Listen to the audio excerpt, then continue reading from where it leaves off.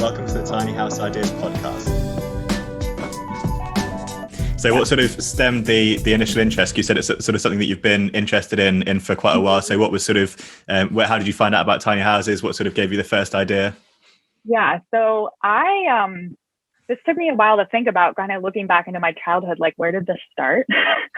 Because I don't think for me it's the physical space. I think it's the mobility and flexibility of tiny homes that I've always been attracted to, even before I knew tiny homes were a thing.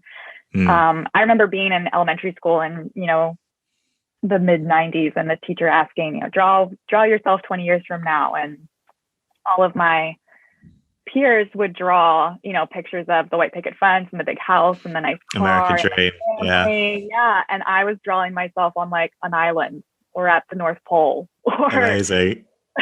These things, and I'd look around and I was like, oh, I did the assignment wrong.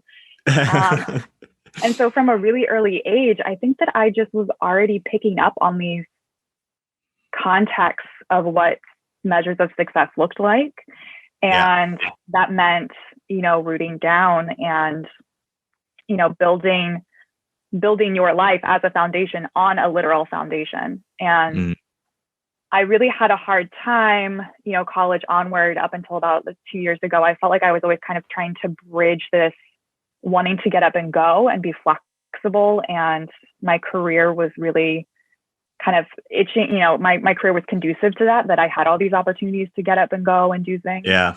Versus, when are you going to settle down, quote unquote, or, getting on Instagram and seeing my friends that have, the manicured lawns and all of those things. And so I really kind of had to rewire, what my own life and measures of success looked like and being okay with the fact that they weren't like everybody else's. And so in terms of being maybe more nomadic, when I first saw a tiny home, I think that's where, this was maybe 5 years ago or so, I was living in San Diego and out west, they were, I think in general, they're more popular out west than on the East Coast where I was originally from. And I was just like hooked. I liked the aesthetic of it and I liked the mobility, flexibility of it. And that just never really left my brain that was something at some point I wanted to do and experience.